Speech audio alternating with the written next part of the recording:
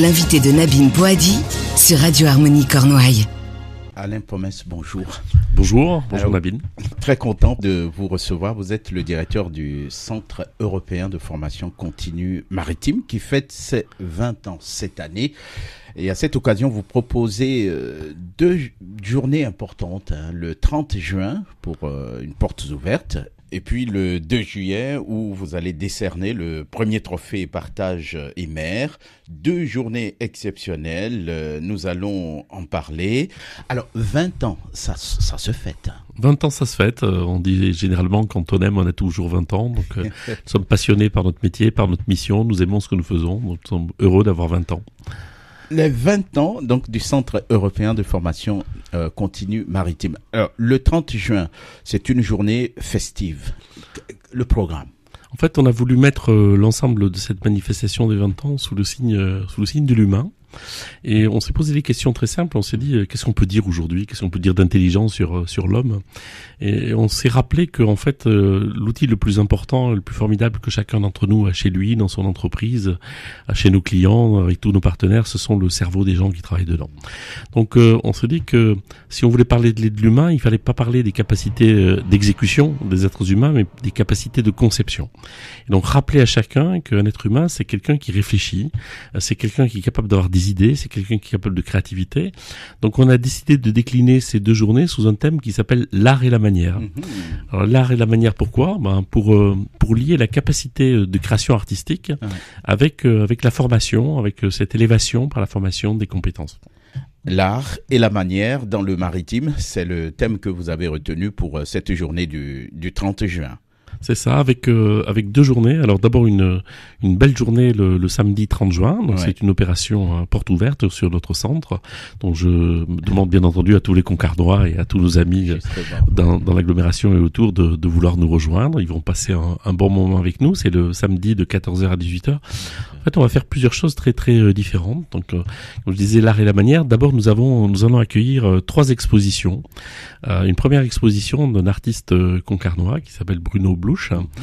Bruno Blouch est un artiste maritime qui fait de très très belles choses et d'ailleurs il va faire le trophée dont nous allons parler derrière, c'est lui qui va le réaliser.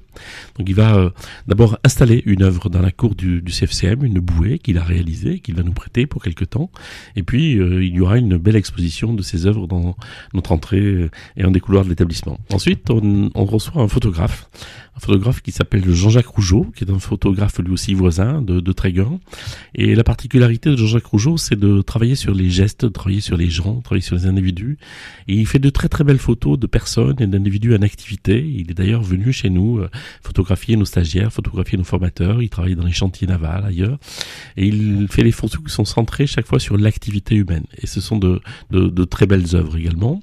Et puis une 3e exposition d'une association qui s'appelle Voile au travail. Et Voile au travail, c'est une association qui veut remettre en place la marine à voile, et en particulier la marine à voile à la pêche. Et donc, ils vont présenter leur travail, leur création, là aussi avec une exposition de photos sur les pêcheurs d'hier, les pêcheurs d'aujourd'hui et les pêcheurs de demain. L'une des particularités de Voile au travail, c'est aussi d'être constitué en partie d'anciens marins, d'anciens stagiaires du CEFCM. Alors, pour demain, par exemple, comment on pourrait envisager les métiers de la mer? Alors les métiers de la mer, ils sont très vastes. Les métiers de la mer, d'abord la mer, c'est l'essentiel de notre territoire, notre méritoire, comme on dit, sur l'humanité, sur cette planète sur laquelle nous nous trouvons.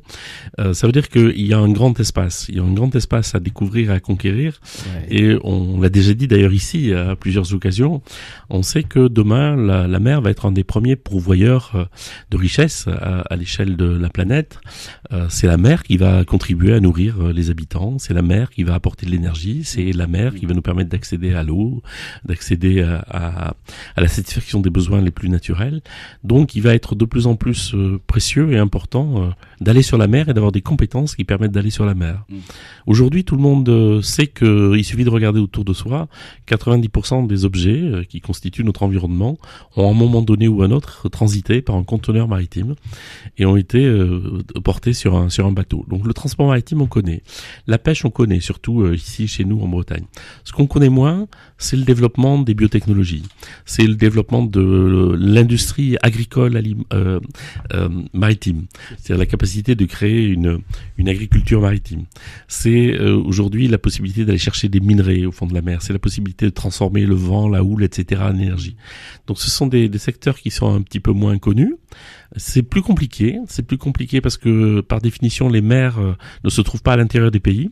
Donc les mers sont des espaces internationaux, sont des espaces très régulés et il faut accepter de discuter avec les autres, de discuter avec d'autres pays et de respecter des conventions internationales pour pouvoir aller travailler sur les mers et agir sur les mers. Donc c'est un peu plus compliqué que d'agir sur notre territoire, mais c'est passionnant, ce sont des tas de métiers d'avenir. Donc oui, effectivement, en vous écoutant, on peut dire que l'avenir, c'est la mer. Alors l'avenir, c'est aussi la terre, mais l'avenir, c'est en particulier les entreprises maritimes. Les entreprises maritimes ne font pas que travailler en mer. Elles servent de pont, elles servent de passage, elles servent de témoin. C'est-à-dire que l'entreprise maritime va aussi produire de l'activité à terre, et c'est l'ensemble de ces activités qui va produire une économie globale. Mais effectivement, c'est par ce passage-là et par cette conquête de nouveaux espaces que nous allons pouvoir arriver à développer une nouvelle économie. Il faut savoir que la France possède la deuxième zone économique exclusive mondiale maritime. Et que sur cette zone exclusive économique maritime, aujourd'hui, on n'en exploite à peu près que 10%. Par exemple, nous avons un territoire fantastique qui s'appelle la Polynésie française. La Polynésie française, c'est grand comme l'Europe. C'est-à-dire que vous pouvez mettre la carte de l'Europe à l'intérieur de la carte de la Polynésie. Voilà. Et nous faisons très peu de choses en Polynésie. Nous sommes assez peu présents, trop peu présents. Eh bien, si demain on décide d'aller avoir des activités intelligentes, c'est-à-dire des activités durables, des activités qui respectent l'environnement dans des territoires comme cela, la porte du monde nous est ouverte. Si vous nous rejoignez, eh bien, je suis avec Alain Pomès, qui est le directeur du Centre européen de formation continue maritime, qui fête ses 20 ans. Cette année, nous parlons donc du programme du 30 juin, où donc il y aura des ateliers, il y aura donc des expositions d'œuvres d'art en présence des artistes.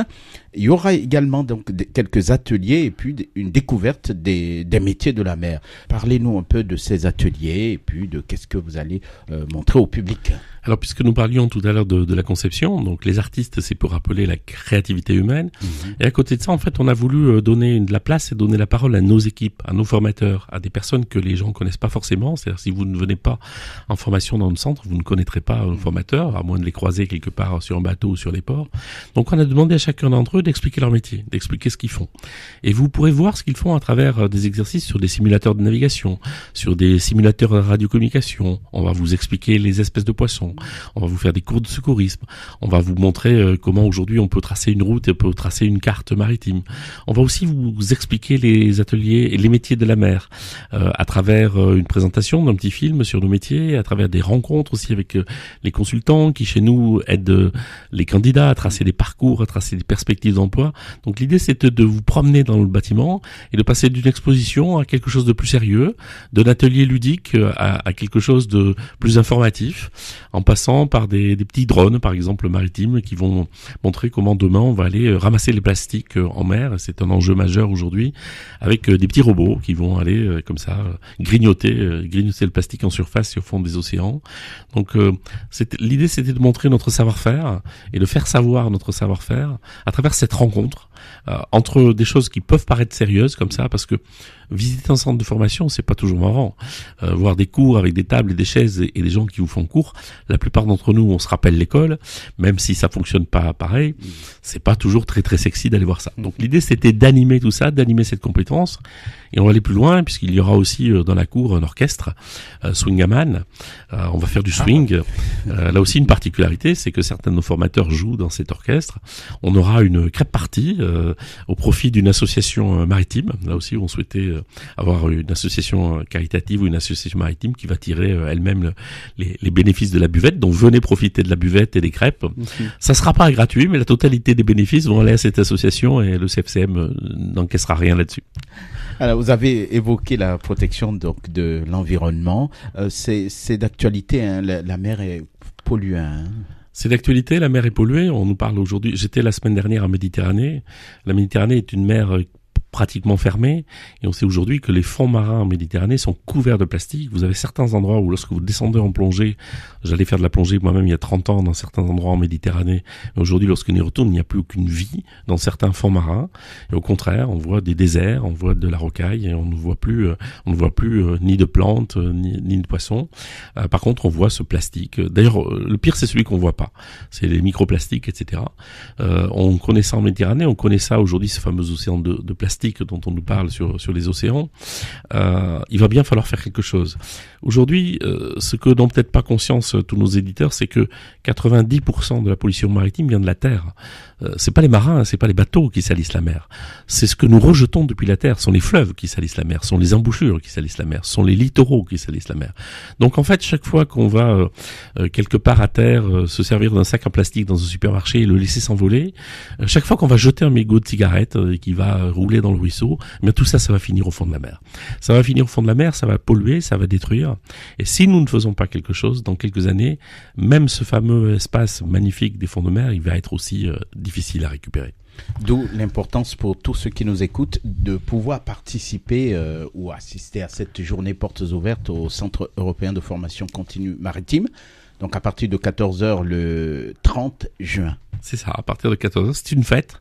On a aussi décidé d'en faire une fête des voisins. On a quelques voisins qui de temps en temps passent devant les grands murs en pierre de ce bâtiment sans savoir ce qu'on fait dedans. Donc on a mis une petite invitation dans les boîtes aux lettres de tous les voisins. Et donc on vous dit, venez faire la fête avec nous. Et l'autre point fort de ces 20 ans du CEFCM, c'est la soirée de lancement d'un trophée que vous avez appelé Partage et Mer. Alors ce trophée, c'est toujours dans la même idée. L'idée, c'était de récompenser une entreprise maritime, une institution maritime qui aura décidé de mettre l'humain au cœur de ses préoccupations. On est en train de dire à nos partenaires, à nos clients, nous formons 4000 marins par an, nous avons 6000 entreprises clientes, nous sommes le plus important centre de formation continue maritime en France, donc nous connaissons bien cet univers du maritime, et nous disons aux entreprises, nous disons à nos clients, si vous ne vous préoccupez pas de l'humain, demain vous disparaîtrez. Vous avez beau avoir les meilleurs bateaux du monde, le meilleur chantier naval, la meilleure technologie, s'il n'y a pas des gens, s'il n'y a pas des individus qui viennent travailler, s'il n'y a pas des individus qui occupent les postes, eh bien demain tout ça va disparaître. Donc il faut se préoccuper de l'humain et être sensible aux problématiques humaines. Donc on a décidé de mettre l'accent là-dessus. Alors on le fait en 2 temps. Cette année, nous créerons ce trophée, ce prix, Partage et Mer. C'est un prix national, c'est un jury prestigieux qui va le remettre, présidé par Frédéric Moncani de Saint-Aignan, le président du cluster maritime français, mais aussi avec une inspectrice générale de l'éducation nationale qui a écrit un livre sur la mer qui va aller aujourd'hui dans tous les collèges, avec la présidente de la Fondation de la mer, la présidente de la Fondation internationale des femmes actives dans le maritime, notre conseiller régional, Gaël Lemaire, vous voyez beaucoup de femmes, mais aussi des représentants de la pêche, de la marine nationale, etc. On leur a demandé, on a décidé que le jury serait souverain, on leur a demandé de chercher une entreprise maritime qui aurait vraiment travaillé sur cette problématique-là. Cette année, nous allons récompenser une entreprise à dimension nationale, parce que nous voulons, entre guillemets, marquer le coup. Maintenant, ça ne va pas s'arrêter là. C'est-à-dire qu'à partir de l'an prochain, nous allons faire un règlement sur ce prix et nous allons chaque année demander à toutes les entreprises avec lesquelles nous travaillons, qu'est-ce que vous avez fait sur ces thèmes?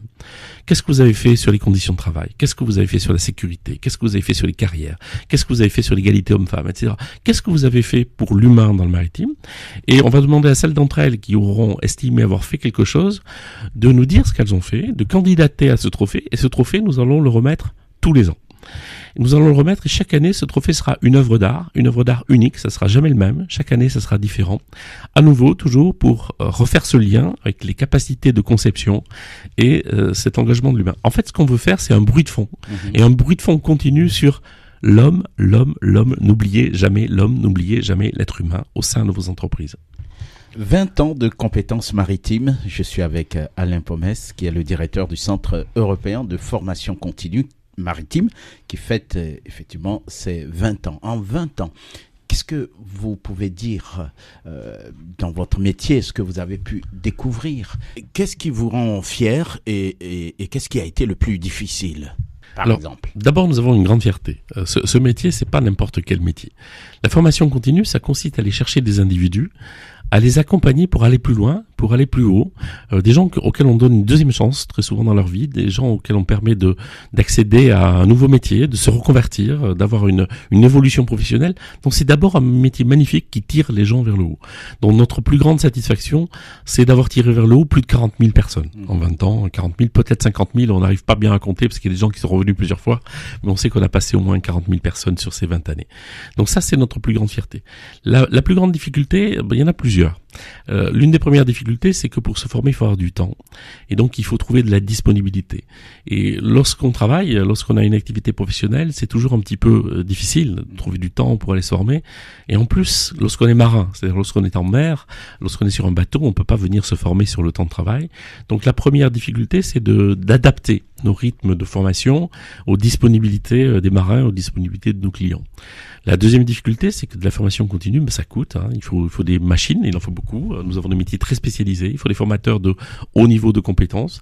Donc, il faut être en capacité de financer tout ça. Et vous savez, le principal travail de directeur d'un organisme de formation aujourd'hui, c'est d'aller chercher des sous. C'est toujours d'aller faire en sorte de trouver des moyens de financer cette activité. Nous sommes un organisme public. Nous ne dégageons pas de bénéfices, mais nous devons sans arrêt trouver les moyens d'agir, les moyens d'investir, les moyens de nous développer. Et puis l'autre difficulté, alors je le dis avec un petit soupçon de provocation parce que j'aime bien taquiner, c'est quand même la réglementation excessive de notre pays. Donc nous devons très très souvent nous heurter à des tonnes de paperasse, de dossiers compliqués. Imaginez qu'aujourd'hui, certaines fois, il nous faut jusqu'à 26 pièces administratives pour inscrire quelqu'un dans un stage. Donc si notre président qui nous annonce qu'il va œuvrer là-dessous pouvait un petit peu simplifier tout ça, ça nous arrangerait pas mal quand même. J'espère que le message est passé pour nos auditeurs qui nous écoutent. On ne se rend pas compte de l'importance du Centre européen de formation continue maritime qui se trouve à Concarneau et qui forme la plupart des marins français. Alors nous formons la majorité, pratiquement un marin français sur deux, parce que un marin français sur deux est breton déjà. Donc en Bretagne, nous sommes bien placés pour ça. En fait, nous avons plusieurs établissements. Donc le siège du CFCM se trouve à Concarneau. Au siège du CFCM à Concarneau, nous faisons des formations générales, des formations sur la navigation. Nous avons également un deuxième établissement à Concarneau, à 2 km de là, dans lequel nous faisons des formations de sécurité incendie en particulier. Nous avons un troisième établissement sur l'Orient, dans lequel nous faisons des formations techniques, des formations de mécanique, de maintenance, d'électronique, d'électricité, d'automatisme, etc. Un quatrième établissement sur l'Orient, sur lequel là aussi nous faisons des formations liées à la survie en mer et aux capacités de travailler notamment aujourd'hui à l'offshore pétrolier. Et puis nous gérons la formation continue dans les 4 lycées maritimes bretons en partenariat avec le réseau des lycées maritimes à Etel, au Guilvinec, à Paimpol, à Saint-Malo. Donc ça fait déjà 8 plateformes de formation en Bretagne. Et à côté de ça, nous nous déplaçons. Nous allons aujourd'hui de plus en plus souvent là où nos clients nous le demandent. Je parlais tout à l'heure de la difficulté de rendre les marins disponibles en formation. Nous, on rend les formateurs disponibles. Donc, on va chez nos clients, on travaille dans tous les grands ports français. On travaille à Bordeaux, on travaille à Rouen, on travaille à Marseille, on travaille à Dunkerque. On va là où on nous demande d'aller. Quelquefois, c'est plus compliqué. J'ai eu l'an dernier la joie d'envoyer des formateurs à Saint-Tropez. Ils étaient très contents. Et puis, nos clients sont eux aussi aujourd'hui à l'international. Donc, on les accompagne. Donc, on est allé à Saint-Pétersbourg, en Ukraine, à Dubaï, à Shanghai, au Cameroun, avec nos clients, là où sont les marins. Et puis, nous avons tissé des partenariats avec des centres de formation européens avec lesquels nous avons monté un projet de collaboration qui s'appelle Marlinet, Maritime Learning Network, qui nous permet de travailler sur l'amélioration des formations maritimes. Et notre grand challenge et notre grand enjeu pour les années à venir, c'est le partenariat avec l'Afrique. Et aujourd'hui, nous travaillons avec des pays d'Afrique du Nord et des pays d'Afrique de l'Ouest qui commencent à être émergents sur la façade maritime, qui viennent de s'apercevoir qu'ils avaient des façades maritimes et qui ont 2 enjeux majeurs sur ces façades maritimes. Le premier enjeu, c'est de structurer leur port. De structurer leur port dans l'intermodalité, d'avoir la possibilité de s'ouvrir au commerce, de s'ouvrir au transport. Et là, ils ont besoin de compétences particulières pour ça. Et le deuxième enjeu, c'est aussi de nourrir les populations. Et on s'aperçoit que la mer peut nourrir les populations. Donc ces pays-là sont en train de développer une pêche qui était très souvent très artisanale et qui a tendance à s'industrialiser un tout petit peu plus ou en tout cas à monter en compétences et aussi à se lancer fortement dans l'aquaculture et dans le développement de l'agriculture marine. Il se trouve que lorsqu'on n'a pas l'habitude l'habitude de faire ces métiers, on n'a pas toujours les compétences en interne pour les faire. Donc la plupart du temps, ces pays ont des organismes de formation. Ces organismes de formation ne sont pas toujours au niveau de compétences nécessaires pour accompagner ces métiers. Eh bien, ils nous ont demandé d'aller travailler avec eux. Et là, nous faisons de l'accompagnement organisationnel, de l'accompagnement fonctionnel, nous faisons des audits, nous faisons de la formation de formateurs. L'objectif, c'est pas d'aller s'installer là-bas, mais c'est vraiment de trouver des partenaires, de faire des échanges. On apprend aussi beaucoup des gens qu'on rencontre qui ont su solutionner les problèmes qu'on ne sait pas solutionner chez nous, parce qu'ils sont beaucoup plus débrouillards de temps en temps. Vous savez, quand on a peu de moyens, il faut savoir se débrouiller. Et là, en particulier, les marins sont très actifs. Et là, on est en train d'établir des partenariats et avoir des plateformes de formation qui nous permettront, nous aussi, de travailler. Alors, bien entendu, essentiellement dans des pays francophones, parce que la langue nous aide beaucoup. Le CEFCM suit l'actualité, puisque d'ailleurs vous avez formé tout récemment les médecins de SOS Méditerranée qui interviennent dans la Méditerranée pour aider les migrants qui malheureusement se noient. Nous les avons formés pour leur expliquer comment travailler dans cet environnement confiné qu'est un navire et quels gestes particuliers ils devaient avoir et comment ils pouvaient agir pour aller récupérer des personnes à l'eau à bord d'un petit Zodiac, à bord d'un petit bateau. Les marins, eux, ils savaient faire, mais pour les médecins, c'était plus compliqué. C'est pas le SAMU, il n'y a pas l'ambulance, on s'arrête pas à côté du blessé, c'est plus compliqué d'aller chercher des gens en mer, d'aller chercher des gens en l'eau. Donc nous les avons formés, bien entendu, nous les avons formés bénévolement pour accompagner cette association. Cette association magnifique, SOS Méditerranée, est présidée par Francis Valla. Francis Valla, c'est le président du cluster maritime européen, c'est l'ancien président du cluster maritime français, c'est un ancien armateur. C'est un homme qui pourrait tranquillement rester dans son coin à gérer son activité, à gérer ses activités maritimes. Il a décidé depuis longtemps de s'investir, nous souhaitons l'accompagner.